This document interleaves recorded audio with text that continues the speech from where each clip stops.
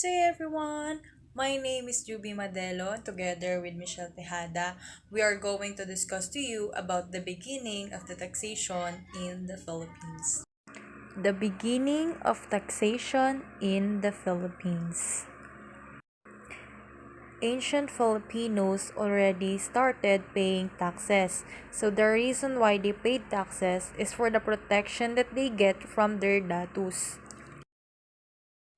And the taxes that they collected were called buwis. The chieftain family members were enjoying exemption from paying taxes. So yung chieftain po, sila lang yung mga leader ng tribe or clan na kinabibilangan nila. So sinasabi lang dyan na kapag meron kang posisyon sa gobyerno noong unang panahon, mayroon kang pribilehiyo na ma-exempt sa pagbabayad ng taxes. And did you know that not paying or non-payment of taxes during that time was already punishable? The arrival of the Spaniards introduced a modern concept of taxation. The Spaniards introduced the tribute or tributo system. Tribute or tributo is the universalized direct tax system that the Spaniards enforced in the Philippines. This was imposed as a sign of Filipinos' loyalty to the King of Spain. Ang tribute or tributo, isa itong sistema ng pagbubuwis na siyang pangunahing pinagkukunan ng pondo o salapi ng mga Espanyol sa panahon ng pananakop nila sa Pilipinas. Who were responsible for paying tributo? First, the native Filipinos from 16 to 60 years of age. And then the next one are the mestizos. Mestizos, those are the persons of mixed blood or mixed race. Or sa madaling salita, sila yung mga taong may halong iba pang lahi. Payment of the said tribute can be in the form of money, gold, product, livestock, and through polo y servicio. The original amount of paying tribute was 8 reales for each family, which is equivalent to 1 peso every year.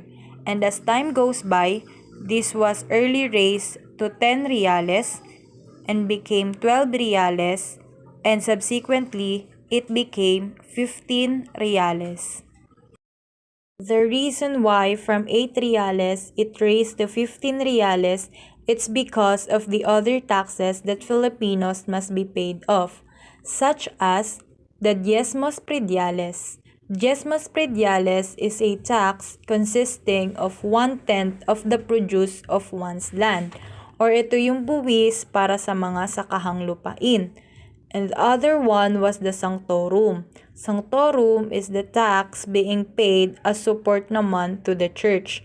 And also, Filipinos paid taxes for their towns. And this is the reason why many Filipinos became poorer and poorer. But in 1884, the tribute was abolished and replaced by a cedula. A cedula is a certificate identifying the taxpayer which still exists nowadays. Aside from the exemption of paying taxes of the Spaniard residents in the Philippines, according to Pliny in 1901, under the tribute, the firstborn sons of the cabezas de barangay or the former datu were also exempted in paying the said tribute. The collection of tribute was begun in the Philippines immediately after the conquest by Legazpi and was continued until 1884, kung saan nga noong 1884, inabolish na yung tinatawag na tribute at pinalitan na nila ito ng cedula. And for over 300 years na pananakop ng mga Spaniard sa Pilipinas, may mga nabago na sa paraan ng pangangasiwa.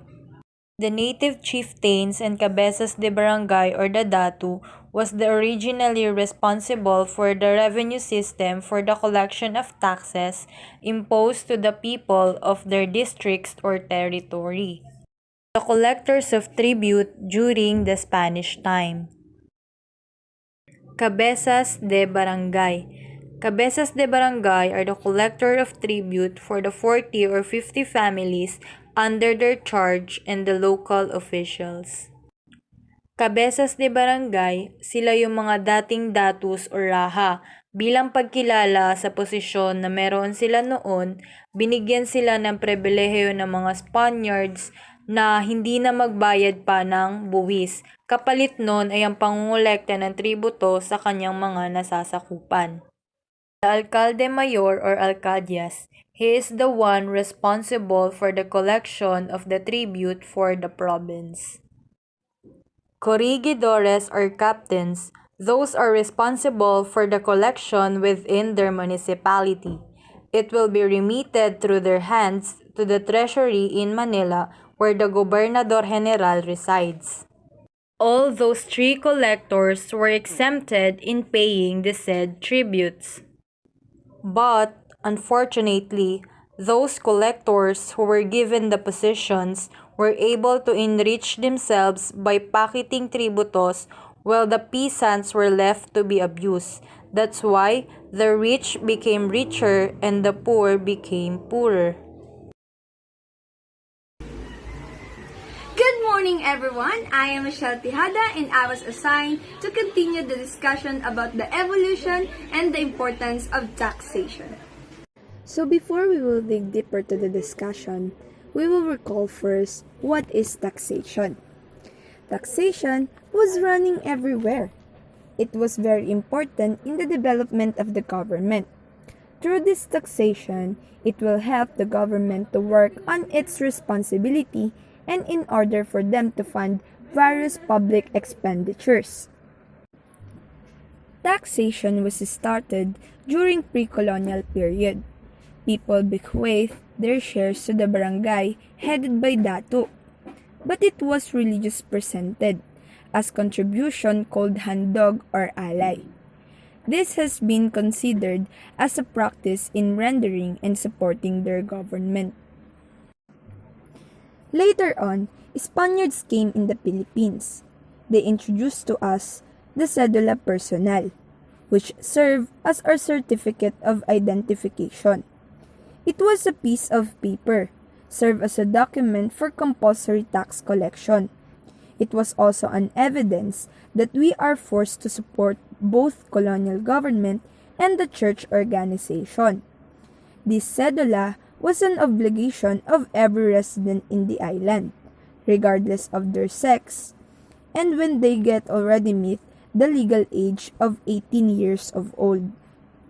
Tax collection is a matter of paying whether in cash, in kind, like ginto or gold, chicken, rice, and other things that they can give to the authority, or it can be a personal service. So why we need to have cedula? First, it serves as their identity, for them to easily locate in paying tributo. Second, it serves as the requirement for employment, whether it is a professional job, as a public servant, and even as a domestic helper. They should have cedula first to be employed. Next, it used as their passport upon entering in any provincial and upon traveling beyond the boundaries of every resident. They need to present their cedula. And if they are caught that they don't have cedula, they will be imprisoned by the Guardia Civil. And lastly, it was used in paying taxes and bills, like paying matricula in learning institution, in making bill credits, in making bill change, and in making deposit money in savings. And upon entering businesses, they need to have their cedula. The officer of the colonial government was authorized to call and give the cedula. Person without cedula was subject for severe penalties. This cedula was served as a depiction of our character that we are under colonial government and we need to support the church. That's why, as we observe in the cry of Balintawak, They tore the cedula into pieces because for them it is not just a piece of paper, but it is a paper which is a sign of being a slave of the colonizer. That's why they tore it as a symbol that they are now ready to fight for our freedom. In behalf of the brief history of taxation, why is it taxation is still important until now?